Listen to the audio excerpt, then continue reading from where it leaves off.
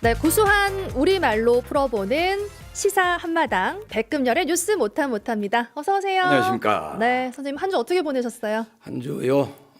시절이야 수상하니까 식불감미 먹어도 맛을 모르겠고 네. 진불안석 누우려고 누워도 잠이 안 오고 그렇죠. 그래도 우리가 네. 힘내서 즐겁게 살아봐야겠죠. 네, 저는 식욕은 또 안 떨어지더라고요. 봄이라 그런지. 네.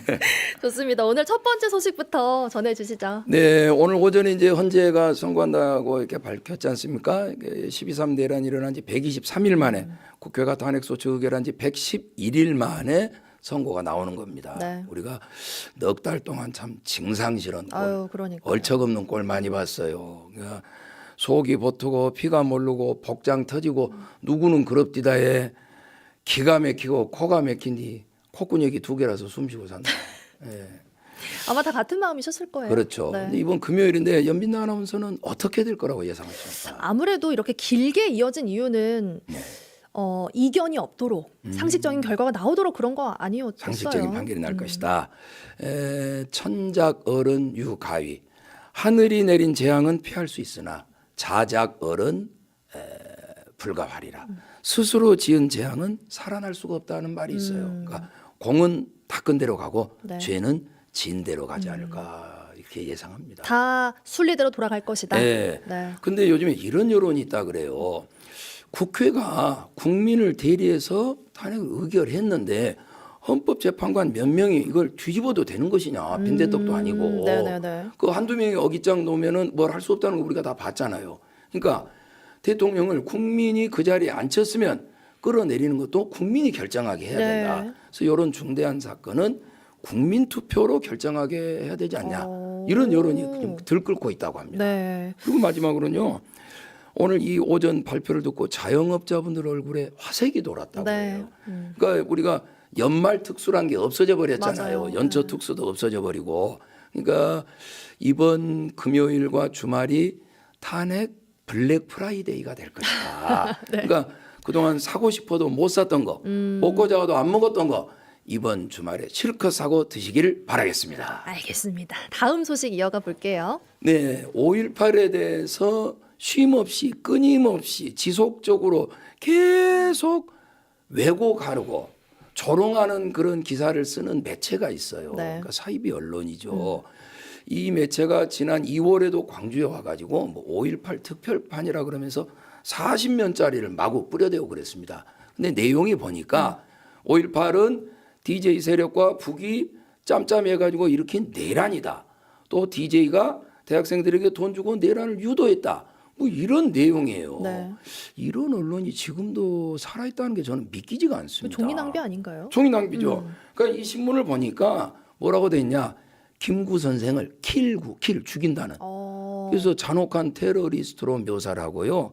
뭐 외신 기자들을 간첩이라고 하질 않나. 또 미국이 중국인 간첩 99명을 뭐 체포해가지고 일본 기지로 데려갔다 그랬잖아요. 네. 그러면서 사진을 올려놨는데 알고 보니까 우리 해역에서 불법 조업하다가 잡힌 중국 어선의 선원들이었습니다. 그러니까 이렇게 계속 거짓말을 해대면서 돈을 번 까닭이 뭐냐. 징벌이 없었기 때문 맞아요. 아닙니까? 예, 그래서 우리가 그 쑤시고 저리고 아프면 파스 붙이듯이 국민을 쓰리고 저리고 아프게 만든 사람들은 징벌적 손해배상제, 손해배상 딱지를 딱 붙여가지고 폐가망신하게 만들어야 되지 않나 그렇게 생각합니다. 그러니까 광주광역시하고 5.18 기념재단이 이번에 고발하셨는데 끝까지 책임을 물어주시길 부탁드리겠습니다. 네, 응당한 어떤 처벌이 따르길 바라겠습니다. 다음 소식은 어떤 이야기일까요? 네, 지금 광주 전남에서도 재보궐 선거를 하고 있는데요. 그렇죠. 사전 투표가 그저께 끝났습니다. 네. 광주 전남은 투표율이 25.81%입니다. 그리고 담양은 37.92%, 고흥 나지역구는 39.76%까지 전국에서 투표율이 가장 높았답니다. 네. 근데 내일이 본투표 날이죠. 맞아요. 보통 여러분이 6시까지 투표하는 걸로 알고 계신데 8시까지입니다. 오, 퇴근하고도 얼마든지 투표하실 수 있습니다. 꼭 투표하시기 바라겠습니다. 그럼요. 이건 국민의 권리입니다, 여러분. 예. 근데 이 우리나라에서 전국 동시 지방 선거가 몇 년부터 시작됐는지 아세요? 몇 년인가요? 올해가 딱 30주년. 오, 벌써 30주년 예. 됐어요? 이게 어떻게 됐냐면 1990년에 김대중 대통령께서 야당 총재이실 때 13일을 단식해가지고 얻어낸 거예요. 그래서 여러분 이거는 지난한 투쟁으로 얻어낸 거다. 김대중 대통령님이 아마 살아계시면 이렇게 말씀하실 것 같아요. 민주주의는 의회주의하고 지방자치가 핵심이에요. 그래서 지방자치가 없으면 민주주의도 없는 거예요. 여러분 대통령이 시장, 군수, 읍장, 면장, 의장까지 임명하는 것이 어떻게 그게 민주주의예요. 그래서 국민의 뜻이 위로 말하자면 하위가 상달되게 하려면 지방자치를 해야 된다. 그러니까 지방자치를 해가지고 지금은 공무원들이 선거 개입을 안 해요. 그러니까 우리가 98년에 평화적으로 정권 개최를 할 수가 있었어요. 그리고 지방의 일꾼들이 모두 우리 유권자, 국민, 투표권자를 바라보고 이러니까 지방이 잘 뛰잖아요. 그래서 한평은 나비축제, 담양은 대나무 축제, 포성은 소리축제 이런 것이 모두 네. 지방자치를 해서 된 것이다. 맞습니다. 그러니까 여러분은 모두 내일 투표장에 달려가지고 투표를 100%로 만들어서 지방자치도 살리고 그리고 위기에 빠진 이 나라의 민주주의도 구해내야 된다. 나는 그렇게 생각하는데. 네. 자, 여러분 네. 내일 저녁 8시까지죠? 네. 8시까지니까 잊지 마시고 사전 투표 안 한 분들은 꼭 기억하시고 투표장으로 가시길 바라겠습니다. 투표로 오시기 바랍니다. 네. 자, 마지막 소식 어떤 건가요? 네, 광주에 그 광천동 시민 아파트가 있습니다. 네. 이게 1970년에 지어진 광주 최초의 연립 주택이라고 해요. 그러니까 56년 전에 지어진 아파트여서 각 가정에 화장실도 없고 층마다 공용 화장실이 있었다 그래요. 근데 이제 재래식 화장실이어서 네. 냄새도 심하고 그리고 부엌도 없고 공동 조리대에서 이렇게 조리를 하고 그랬다네요. 근데 이 아파트가 이제 역사 속으로 사라지게 됐습니다. 총 가동, 나동, 다동 세 동의 아파트가 있었는데 가동, 다동은 이제 허물어서 아파트를 짓고 나동은 그대로 살려서 그 기념관으로 유지를 한다고 하네요. 근데 왜 그 아파트가 기념관이 되느냐? 네. 5.18 때 이 5.18을 시민 항쟁으로 만든 주역들이 바로 들불 야학, 그렇죠. 강학들과 학생들인데 들불 야학이 있었던 곳이 바로 광천동의 시민 아파트입니다. 그래서 그 치평동의 5.18 자유공원에 가면은 5.18 그 들불 열사 7 열사의 기념비도 있고 그럽니다. 그러니까 시간 되시는 분들은 거기 자녀들 데리고 가서 들불 열사들의 정신을 좀 가르쳐 줬으면 좋겠습니다. 네, 사실 이런 역사적 장소들이 그냥 없어져 버리면 너무 아쉽잖아요. 근데 이렇게 또 기억할 수 있도록 그런 보존이 돼서 좀 반가운 소식이 아닌가 싶어요. 광주시와 서구청과 거기 주민들이 현명한 판단을 하신 것 같아요. 네, 맞습니다. 네, 좋습니다. 오늘 뉴스 못한 여기까지 듣도록 하고요. 자, 앞서 말씀해 주신 것처럼 윤 대통령의 파면 여부가 이제 오는 4일 11시에 나올 예정입니다. 저희 관련해서 광주 서구을 더불어민주당 양부남 의원 바로 전화로 연결해서 조금 더 깊게 이야기 나눠보겠습니다. 의원님 안녕하십니까? 예, 안녕하세요. 네. 자, 오늘 이제 선고일이 나왔습니다. 왜 이렇게까지 먼저 늦어졌는지부터 좀 짚어볼까요? 선고가 다른 두 대통령에 비해서는 굉장히 늦어졌지 않습니까? 네. 결론이 종결되고 나서도 한 달 이상이 지났고 여기에 대해서는 두 가지 의미를 볼 수가 있는데 첫째는 헌재 심판 결정의 완결성을 높여보려고 한 거 아니냐. 좋게 해석할 때 그렇게 봅니다. 그런데 그것보다는 윤석열 피고인에서 탄핵이 인용되게 되면은 보수 쪽의 보수가 치명상을 입게 되죠.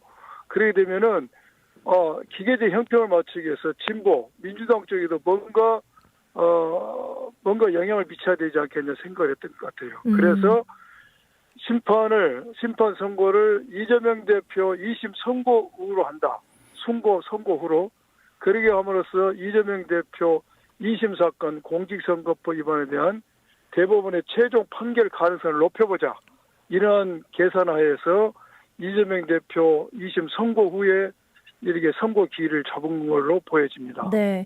말씀해 주신 것처럼 재판관들 사이에 좀 이견이 아무래도 있었다는 건 기정사실화 되는 것 같은데요. 그렇다면 이제 결정문이 4일에 나올 때 그런 이견에 대한 부분도 담기는 건가요?